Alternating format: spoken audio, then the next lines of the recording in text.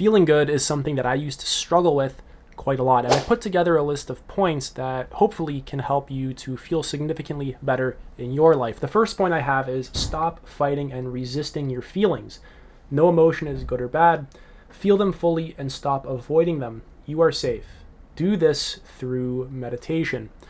So it's really important to confront a lot of the underlying emotions that drive us in our lives. And a lot of those can be lack, fear, anxiety, an underlying sense of just unease. And really, through a meditation practice, you can begin to bring awareness into your body and feel the feelings that you have repressed over the years. When we were growing up, there were a lot of overwhelming things that happened to us. Maybe a feeling arose in us like shame or embarrassment, and we didn't have the skills to actually handle the emotion. So instead we avoided it, we ran, we disassociated from it, and that didn't go anywhere. It's just lurking inside of us in our shadow, in basically an inner warehouse of our repressed emotion.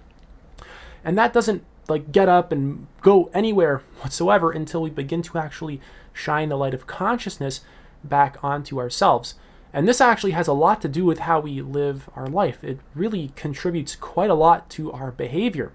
It has a lot to do with the kinds of careers that we pick, with how well we take care of ourselves, the kinds of partners we're able to attract, why we get into the relationships we get into. So it's pretty large. It's also important to recognize that no emotion is good or bad, and that you are safe to actually feel them. There's a belief, there's an underlying belief that if we were to feel our emotions, something bad's going to happen. So instead of doing that, we avoid them and we run away from them, we distract them, and we deny that they even exist. So the mind's pretty tricky. It has a lot of tactics for just ignoring that altogether. But really, you want to have the courage to explore the parts of yourself that you have repressed and actively confront them and begin to feel them in your body. It's not enough to understand this on an intellectual level. You need a somatic practice like breathing exercises or just meditation to bring awareness into your body and feel your sensations. You need some kind of embodiment practice. It's no good. This is no good without an embodiment practice. Just getting it intellectually is a start, but the embodiment practice is huge. Moving on is explore your curiosity, do what makes you feel creative. And really, a lot of the things that make us feel creative and curious, we've repressed because maybe when we were growing up, they didn't help us to get the approval from mommy and daddy and the teachers that, we needed to get the approval from. So we cut ourselves off from a lot of these things. We cut ourselves off from our most natural instincts, from our own authenticity, from what makes us feel alive and curious and creative. And really, you need to get in touch with these things. You need to look at the sky and get in touch with, holy crap, how does any of this even exist? Really connect to the present moment. Work on creative projects. Really find something to really invest attention into and really begin to work on it. And really, a creative project doesn't have to be just making art like painting. You can take care of your well-being. That's a great place to start. Just create something new in your life. Create an exercise routine. Create a new friendship. Creative work isn't just painting a picture or writing a book. It has a lot to do with how you're living your life.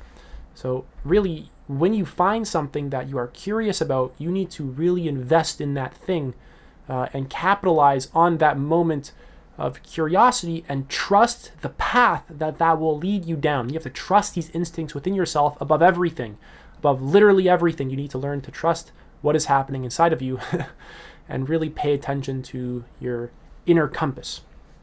Moving on is avoid mindless distractions. This is huge. The world is too loaded with distraction. You can click off this tab right now and open up a new tab, watch cat videos, or just scroll off and scroll on to Instagram instead and eat junk food, and your friend's calling you, we're going to go chill now, we're going to go outside.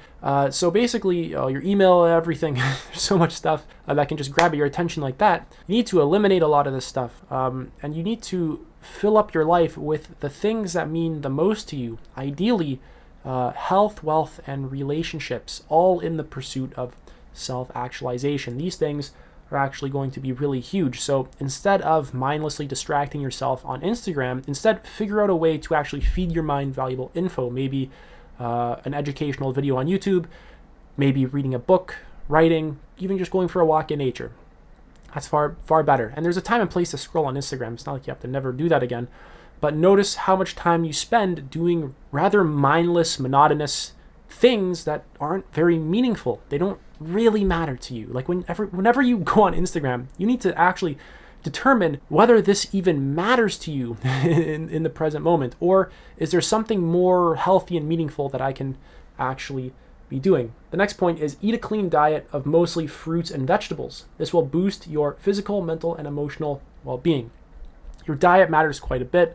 I don't want to sit here and tell you to eat your fruits and vegetables because they're good for you, but really, I'm going to have to sit here and tell you to eat them because it impacts you in ways that you probably aren't even conscious of. It's not just that, oh, like my physiological body is a lot better, like, oh, my gut is healthier, even though, yeah, like ideally you should care about that. Like hopefully, I hope you do.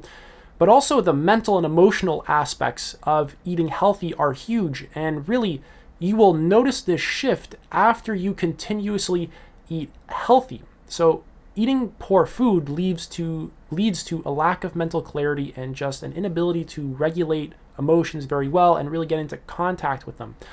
Whereas eating healthy really just builds mental clarity and it's significantly more energizing. And really, you need to actually value these things. You need to value your mental clarity. You need to actually value really just the things that make you feel good. And what I mean by feel good is not just like shallow pleasures like watching porn and playing video games, but the things that give you a deeper sense of satisfaction, like weightlifting or just healthy eating, working on creative projects, the things that just overall feel like you are pursuing growth in your life and a sense of mastery. These are very fundamental to human psychological well-being and just emotional well-being in general. So eat a clean diet, cut out pop, sodas, junk food, fast food, cut these out. Mostly fruits and vegetables. I don't know if you have any diet problems, I don't know who I'm talking to, but mostly fruits and vegetables is generally what is best for most people. Moving on is go for walks in nature. This is massive. Get outside. Like, don't spend your whole day in front of a computer. I take multiple walks every single day, and it's really important to just get outside, physically touch a tree, put your bare feet in the grass, just spend time in nature. Actually connect to the earth. This is extremely healthy for you, for your mind, emotions, and your body. Nowadays, humans are very disconnected from the earth. We are very stuck in cities with concrete below us, and we've kind of lost touch with the planet in a lot of different ways, and it very deeply impacts our well-being, and most people don't even recognize that it even does, because they don't have the contrast, they don't have the experiences to really give them that insight. They don't experiment with multiple walks in nature, putting their feet in the grass, physically touching a tree, even hugging it if you want to. This isn't hippy dippy new age stuff. This is just stuff that is actually very essential to human well-being. Make sure that you just get outside into nature. It's very rejuvenating, it's very healing, it's very enlivening, and it's very clarifying. Get out and just observe it, go for a walk. Very simple. Basically, these are just a few things that you can actually do in your life to feel better. And really a bonus point is to give yourself time every single day to actually do these things. You need to actually change. If you want to feel better and you want to change your life, you need to change the things that you're doing. You need to, instead of not meditating, start meditating. Instead of eating crap, you have to actually eat better. So you need to challenge your comfort. You need to challenge your patterns and challenge your routines. We have a center of gravity within our sort of comfort zone and our routines and our patterns, and you need to challenge that and begin breaking away from it in order to experience better results in life. And this list is really full of practices and very practical things for you to do that can just help you to feel better. So take action on it. If you have any questions, let me know in the comment section below. Other than that, check out my website. I have the newsletters, I have the book list, I have the self-awareness worksheet. I also have one-to-one coaching, so you can check that out. That's it for this video. Take it easy.